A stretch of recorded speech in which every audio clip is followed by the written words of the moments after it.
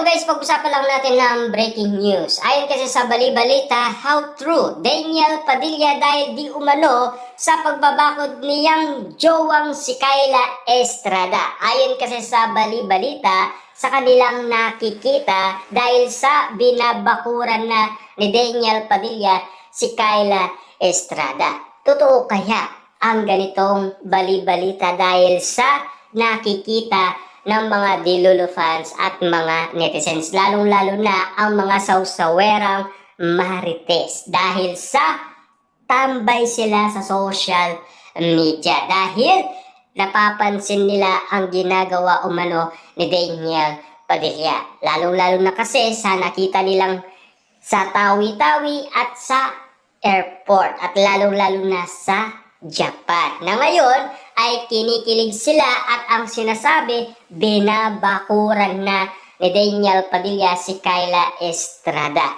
Kaya nga naman kasi ang katanungan, totoo nga ba ang chismis na talagang si Daniel Padilla ay in love na kay Kyla Estrada? At totoo nga ba talaga na magjowa ang kilos ng dalawa? Na talagang kikiligin ka at kababaliwan mo ang ganitong sitwasyon na pinag-uusapan. Na alam niyo naman siguro, pinag-uusapan na talagang tagos sa kanilang puso ang kilig nila Daniel Padilla at Kyla Estrada dahil sa napapansin nila. At lalong-lalo na kasi sa ganitong sitwasyon na pinag-uusapan, ika nga kasi mas in love itong si Kyla Estrada at Daniel Padilla sa isa't isa.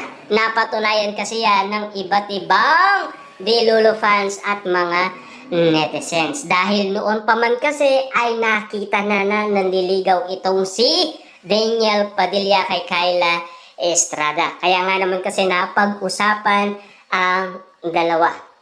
At sana katotohanan. Na alam niyo naman siguro ayaw kasi ng mga Dilolo fans magkaroon ng project sina Daniel Padilla at Kyla Estrada. Lalong-lalo na kasi ang sinasabi ng iba, bagay naman sila at meron silang chemistry dahil nasaksiyan na yan sa Incognito Season 1. Kaso nga lang kasi kapag nagka-project sila, ang iisipin ng iba, baka nga naman kasi nagpo-promote lang dahil nagpapakilig sina Daniel Padilla at Kyla Estrada.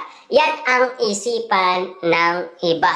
Hindi na kasi yan malabo sa isipan ng karamihan dahil nasaksiyan na sina Daniel Padilla at Kyla Estrada at lalong-lalo na sina Catherine Bernardo at Alden Richard. Hindi na luma ang ganito